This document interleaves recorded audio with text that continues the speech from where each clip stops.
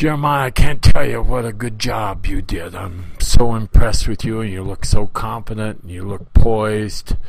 You look comfortable. You ran really well.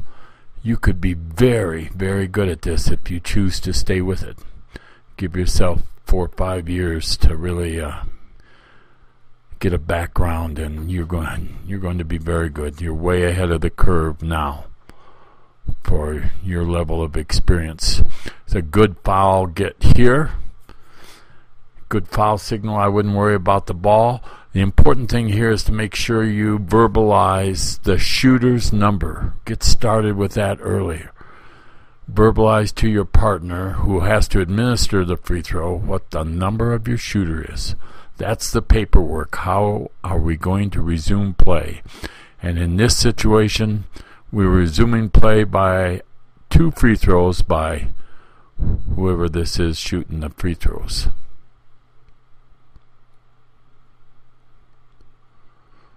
You run very nicely. Look very athletic on the floor.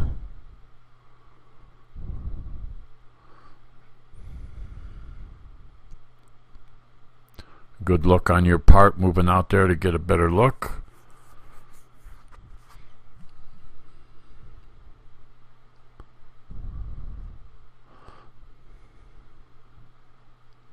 Hustled right up there in the front court. This is the 3. Maybe close down on that shot a little bit, parallel with the sideline, at least to the top of the key. Going to go right into the post here. You are awfully wide. Later on, we talk about going across the lane when the ball gets over there to the elbow. We probably didn't have time to do it there. But when the ball's on the other side, see, your partner just about went over there then. And he should have gone over there all the way across the lane.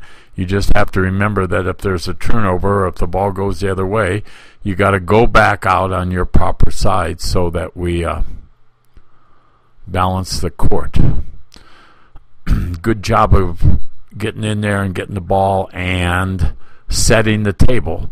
But when you do that, remember you got to watch those players as you go. Circle the wagons, watch the players. Say white underneath, 24, you're the shooter.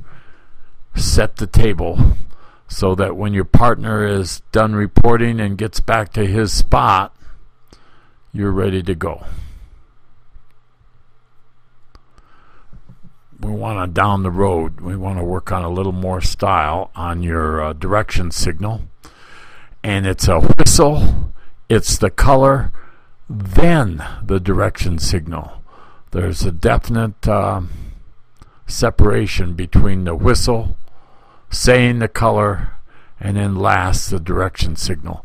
We want to snap that direction signal, not just stick your arm out, but snap it, pop it out there.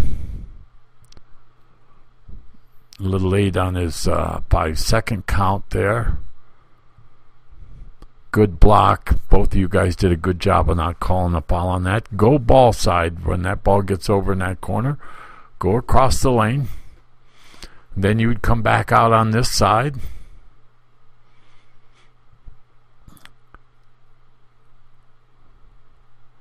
Nice running in transition there. Really good counts. Good 10-second backcourt count. I like the way you arc out here. Take a look at that play that's yours on the other side of the floor. Don't get straight line. Good. Yeah, and you see your direction signal there. It's almost to the ceiling. Make it parallel with your shoulder, straight out from your shoulder. Don't be afraid to use 1 finger or 2 fingers like an arrow. We want to talk about on the sideline. Don't hand the ball on the sideline. Always back way off and bounce the ball on the sideline. And we'll talk about you putting your hand up, your chopping hand up before you hand the player the ball. There's no need to do that. We'll talk about that a little bit later some more. On that shot, you were pretty high and pretty far in the court. Maybe move down a little bit between the free throw line on the top of the key and out a little wider. Some good block shots there.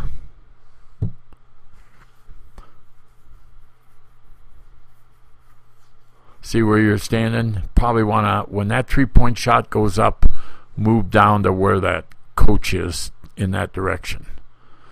Good job of recognizing that the sub is there and ready to come in.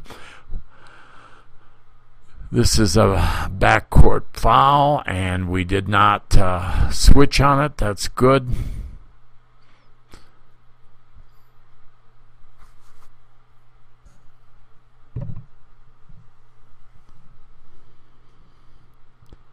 Good position there, a little bit behind the dribbler. Getting backcourt if you need to. That's a safe place to be.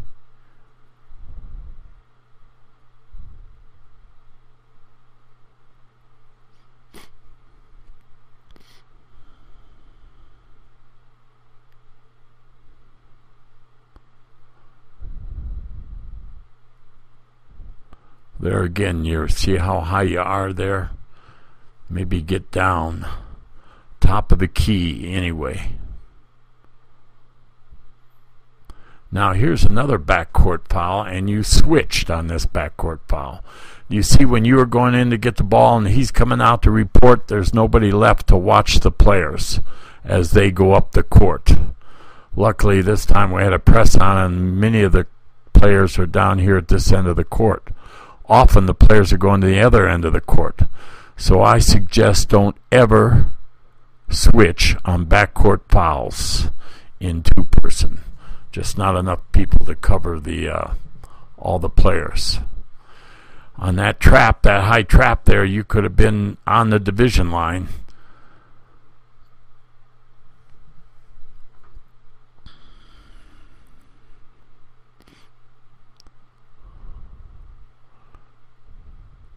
Nice layup. You might want to have pinched down a little bit toward the lane on that. Easy for me to say.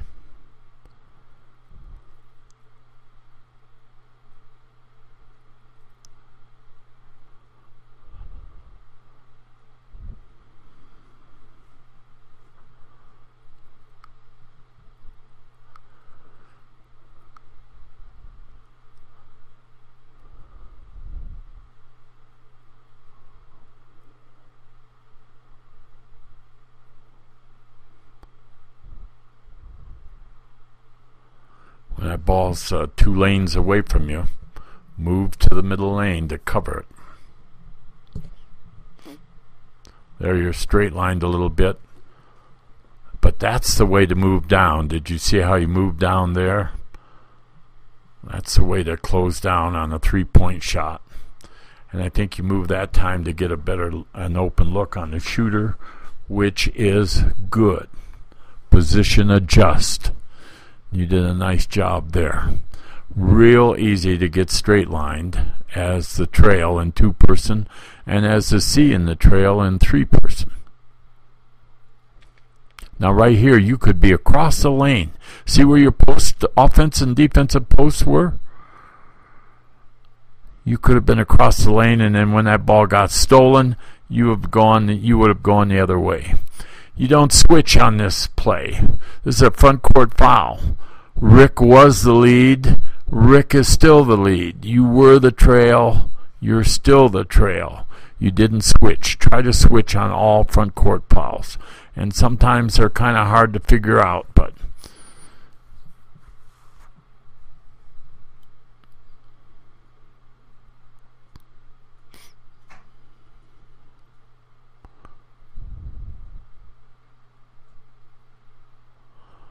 on those layups, you don't want to overrun the end line, because if you overrun the end line, you run yourself out of an angle.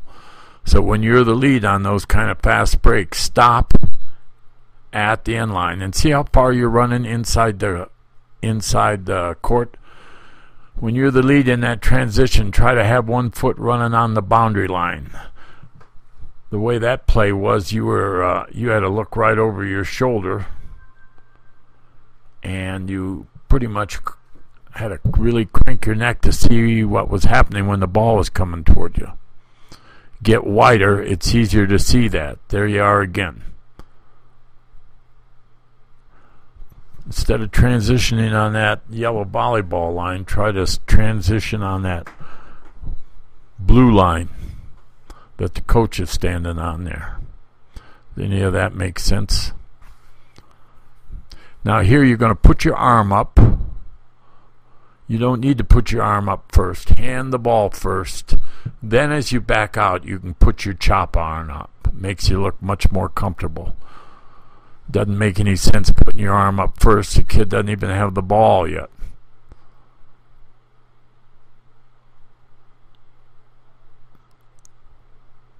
There you're in pretty good position. Don't bail out. Don't leak backwards. Go forward on those 3-point shots. Stay with your shooter and then close down parallel with the sideline. Same thing you do in 3-person if you're the trail. Always close down after the ball is shot parallel with the sideline.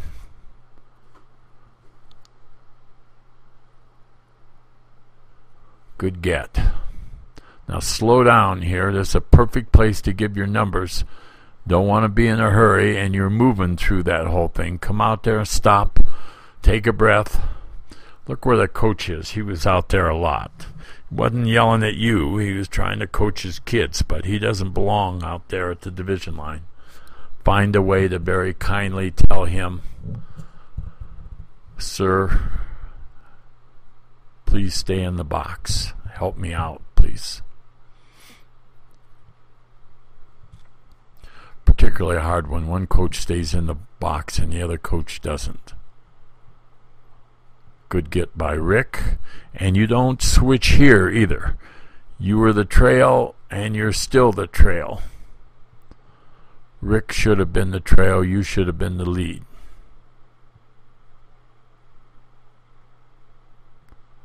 Or maybe I'm confused there. No, you're still in the same position. Rick should have administered that throw-in.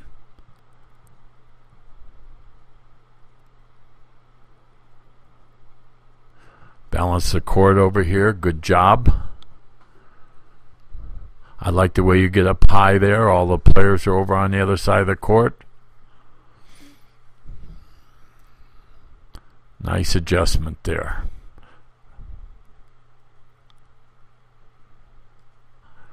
Probably the best way to do that is for you to go over and handle that throw-in.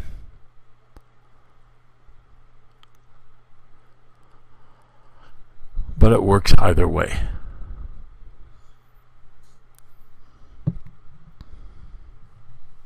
Rick needs to get over on this sideline. He goes to the end line. Who's protecting the division line there?